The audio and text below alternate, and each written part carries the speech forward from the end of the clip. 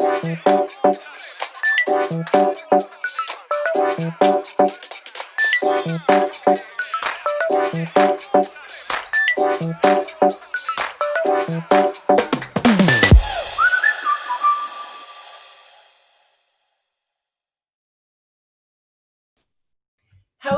Bridget. Welcome to the People of Color Living with Diabetes Virtual Summit. I am so glad to have you join us, girl. Thank you for having me. I'm so excited to be here. I'm excited. This is great. Yes, why don't you tell the viewers a little bit about you? All right, so I've been type 1 for about 11 years. It'll be 11 years the first week of August.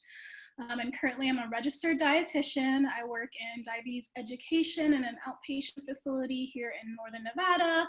I work in an endocrinology office, and I also offer one-on-one coaching with another dietitian for people with diabetes. Wow, thank you so much for that. So first I want to ask you, what is your passion behind the work that you do? Aside from the fact that you can relate, is there another passion or reasoning behind the work that you do and the people that you work with? Absolutely. So I really just wanted to give back to the community, just really help others like me. Because when I was first diagnosed, I was really fortunate to have diabetes educators and a diabetes team that really took the time to help me make that transition, especially since I was, a teen going into young adulthood, about to go off to college. And without them, I don't really know how that whole transition would have been, honestly, because I would have been lost. Just even seeing other experiences, I was very fortunate to have them. And so I just really wanted to be that type of a coach or a helping hand to other people in the community. I'm so excited to have a fellow diabetes educator that's here. Not that we haven't had, we've got, I've talked to Deetra, and we've had other guests this year as well that work in the nutrition education space. But I know me personally, being someone that's a diabetes educator and that educates on diabetes self-management, education, and support, a lot of times patients don't understand what that means. Yeah. So for the viewers that are watching, first I want you to tell them what exactly diabetes education consists of and what does it mean to receive diabetes education. And then secondly, I want you to talk about being an RD or a registered dietitian and the importance of working with not only a diabetes educator, but a registered dietitian as well. Absolutely. So DSMES, or Diabetes Self-Management Education, encompasses a lot of things. We're basically like a second line of support in between the doctor, the endocrinologist, and all the other medical professionals. We go over medications, how to use them, how to inject insulin, how to eat, coping, how to monitoring, basically everything about diabetes. We're the diabetes experts. And so I know a lot of times in the diabetes community, sometimes people are like, oh, diabetes educators, they don't know anything, they don't live with the disease. But that's not the case. I hate seeing those names because we really do care. That otherwise we wouldn't be in the field if we didn't have that passion. But also as a dietitian, we're able to go in and really delve deeper into the nutrition side, the food portion, kind of go over the carb counting, the things that are going to impact those blood sugars, things to look out for, timing of meals, basically everything. I always tell my patients, I tell them, first of all, I am not a dietitian. I am not. Those individuals, they know the science behind nutrition, and I don't know the science behind nutrition. I'm probably a lot more well-versed than I was when I first started out as a diabetes educator. But I think it's important that people understand that diabetes education, and you said the acronym DSMES, that S stands for support. Mm-hmm. And so when you're trying to make changes as a person that's living with and managing diabetes, it's not a one-time thing, right? So of course you have to learn how to eat well, how to check your blood sugar, how to take your medication, but you need that support. You need to make sure you're going to the doctor regularly. You need to make sure that you know how to cope. We talked about that in a segment with Tiara when she talked about the importance of that support and knowing when you're feeling like you're stressed out or diabetes burnout, being able to identify that and have coping mechanisms so that you can feel better. And so it's really important, if you are someone that's either newly diagnosed or someone that's been managing or trying to manage it for a while, you've got to get with an educator. You've got to get with an educator and an RD or both. And a lot of times you'll see RD, CDE, or CDCS. It's very important that you get that extra support with your care outside of the physician. So what are some of the biggest challenges, Bridget, that you've seen when working with people of color specifically that have diabetes? Just sometimes that the provider doesn't really take their concerns seriously, or at times it almost feels like they don't believe them. So, you know, a lot of times, not saying all providers do this, but in some cases they jump to the conclusion that it's, oh, they're not, you know, taking their medications, or, oh, they're not eating appropriately. But that's not always the case. There's all these other things that we experience differently, you know, not only from diabetic to diabetic, but from, you know, different cultural things that we need to take into consideration as people who work in the medical field. And so just really, you know, trying to make things personalized to them, you know, trying to really connect with them on that level to really make sure that there's no barriers or anything that's really prohibiting from them to absorb that information is really sometimes the issues that I do come across. Or even just really trying to show that to the provider that, hey, they are trying. It's not that they're, you know, not trying to come to their visits. They have a job that they can't just take off, you know, every 2 weeks to just come to an appointment every week or something like that. Or, hey, they are trying to eat better. Their medication does need to be adjusted. They're taking their meds on time and all that good stuff. So that's really the huge thing that I do see when I come across that, especially with people with diabetes of color. Okay, so let's talk about from a patient perspective. That's more from a provider perspective. And you made some very good points. And again, while I always say representation matters, right? It's good to have an advocate, and not to say that you have to, you know, I have to have a Black person or a Black nurse or diabetes educator. However, if I do have one that identifies with me, they're going to be a lot more comfortable speaking up on my behalf because they understand some of the things that I'm going through.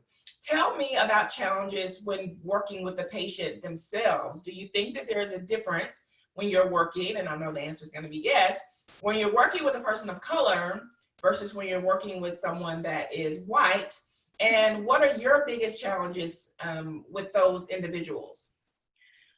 A lot of times it's just, you know, depending on the culture, sometimes it's not taken as seriously with the diabetes, and really trying to make sure that it is known that it is something serious, is something that I have experienced as well. Or even just the literature, the way that the literature is written still to this day.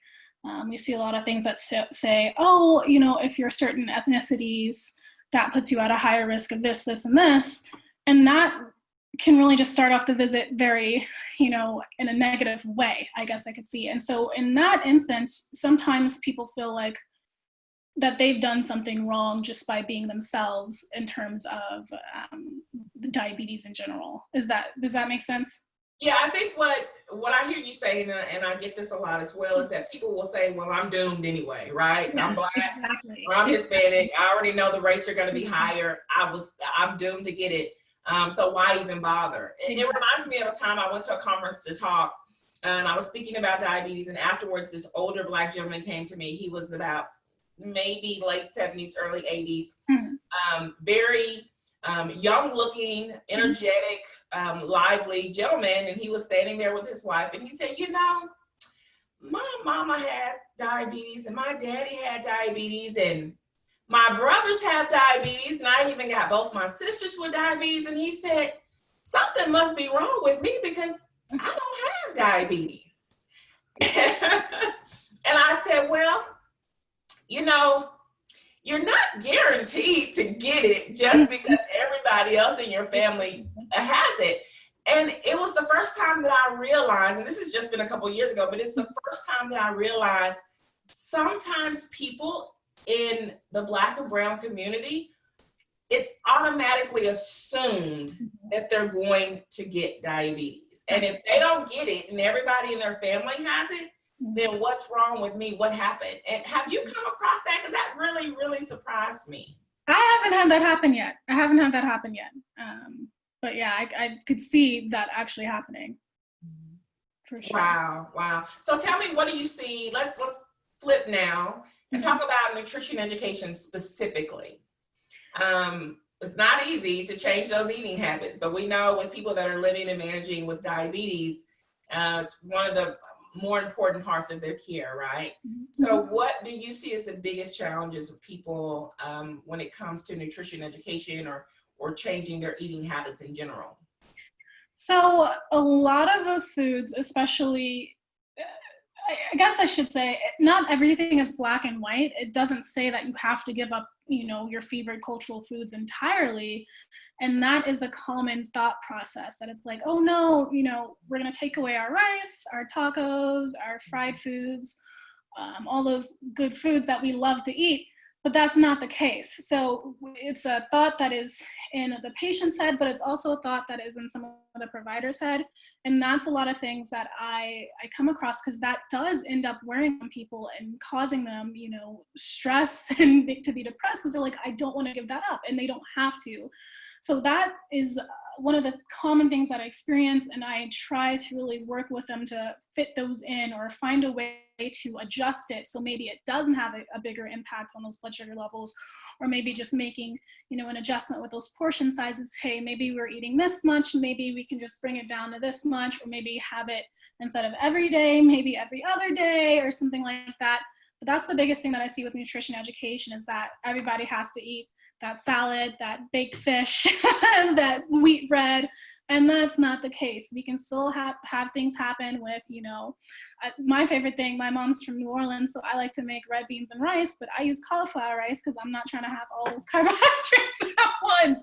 So it's just coming up with those different tips and tricks that we can still enjoy those foods, but without having to give them away, and really trying to not have anybody feel like they have to have a huge life change, just like a huge overhaul, like exactly. It's just a little bit at a time. It's a little bit at a time. Mm-hmm. So what are some of the most helpful apps that you have shared with your patients and your clients, or websites or resources that you can share with people where they can find these healthy recipes like the red beans and rice that you're using with cauliflower?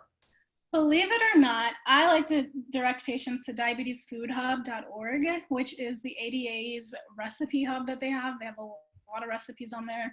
So that's typically where I start. But honestly, things like Pinterest, they actually have a lot of good recipes, and even just Instagram. I found a lot of inspiration, even just scrolling through feeds, looking for things that can really help give them those ideas. I tell patients about Pinterest all the time. I didn't even think about Instagram. Like me personally, I use Instagram for personal and for business matters, and I'm always seeing those recipes. But you're right, like patients can just go down that feed, and there's usually a link to the recipe, or either the recipe is right there under the picture as well, and it looks so appetizing, of course. Those are good resources. I want to transition now. You said that you provide virtual counseling to people with diabetes, and this is something that I've done in the past as well in my own business. So tell the viewers that have not experienced this before, that may be considering it, maybe taking an individual counseling session, or maybe an online class, what can they expect with virtual counseling and coaching?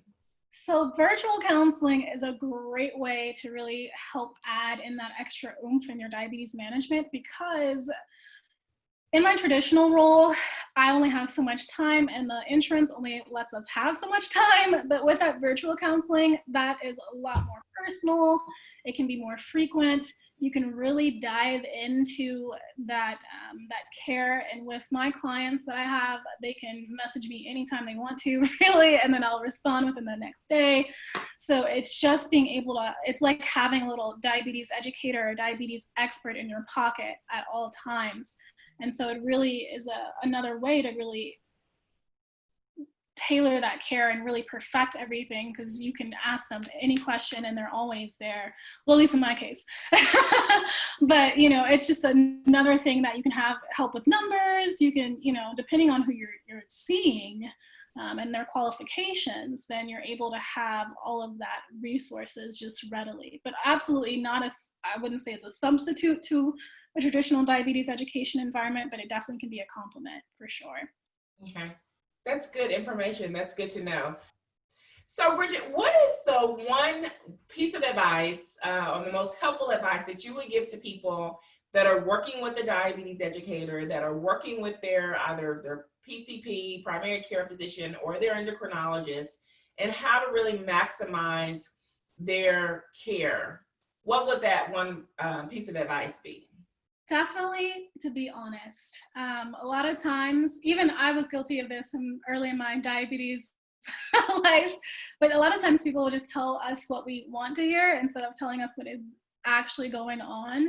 And we're here to help, so we really need to know exactly what's going on. If you're having a bunch of lows, if you're having, tingling in your feet for real, or if you are having issues trying to figure out the dosing or with prescriptions or so on and so forth, if we know, then we can help to address the issue and we can make the care a lot better for you. Wow, that's a mouthful. I have patients that have been honest with me and say, I'm gonna check my blood sugar like 3 days before I come to my appointment, or maybe a week before they come to the appointment, because they know that the doctor is gonna ask for it or the educator is gonna ask for it, and they wanna seem compliant, the big C word. But I think that's so important that you mentioned that. Be honest. Like, that's what we're not here to judge you. Unfortunately, many times you may feel judged, and I hate that happens, and I'm sorry that happens to you. But your healthcare providers are not there to judge you. They're not there to belittle you or demean you. They're there to help you. And so sometimes you may have to remind them that as an advocate that they work for you. So thank you for that advice. So you're going to actually be providing us with a demonstration. You're going to demonstrate how to make a low-carb taco bowl in less than 15 minutes. Am I right? Absolutely. It's one of my favorite rescue meals that I do throughout the week. Quick and easy, full of fiber, full of veggies, super quick, and it uses some frozen vegetables. So it doesn't have to take up a lot of kitchen utensils or anything like that. Anybody can do it. Super simple. Oh, wow. I can't wait to see this demonstration. And because you said frozen vegetables, I'm assuming that this isn't that expensive to make either. Nope. And you'll have some ingredients actually left over depending on who you're serving. So it'll be something you can do even later on in the week too. All righty. Well, we're going to end this segment so that we can see this demonstration. Thank you so much for your time. It's been a pleasure having you at the summit. I appreciate you and all that you do in the diabetes community. Continue to keep up the good work, Bridget. Thank you, and you as well. It was a pleasure. Hey, it's your friendly neighborhood registered dietitian and diabetes educator, Bridget Wood from the Instagram Balance with Bridget Wood. And as promised, I have a quick, easy, diabetes-friendly meal ready to go. That low-carb taco bowl, gonna make you think Chipotle who, because this has a lot of flavor, none of the prep time, completely easy. Most of the things are already ready to go, or somebody else did the cooking for you. Hello, rotisserie chicken, my biggest trick in the book. So instead of the rice, I like to use rice cauliflower. Not only do I have to not worry about counting carbs, but you get a little boost from some of that fiber. If I eat the whole bag, not the end of the world, and it tastes pretty good. I'm not gonna lie, I might be biased. And so we have a few other things on our little table. So we have a bunch of things for protein. So for our meat, we're actually gonna use chicken, but like I said, not just any chicken. I like to let somebody else do the cooking. So we have some rotisserie chicken. You don't have to worry about adding more seasoning if you don't want to. It's already ready to go. You can pop that bad boy in the microwave, or you honestly could eat it cold. Not the end of the world. We have some black beans, low sodium, because like I said, a lot of things are already done for us. So if we already have some salt and flavoring from the salsa, we have the rotisserie chicken, we have a little bit of sodium from this cheese, we don't really need all that extra salt. So I like to do the low salt variety just to save on that sodium. And then instead of sour cream, I like to use plain non-fat Greek yogurt. If you don't do this already, you gotta start, because let me tell you, you get a big protein punch. 15 grams of protein in this container. So let's say you didn't feel like doing the chicken, you could just throw that bad boy in there and be good to go. Like honestly, you're good to go with this. And it tastes just like sour cream. We have some salsa, which salsa, as we know, is pretty much free. 1 gram of carb for 2 tablespoons. Are you kidding me?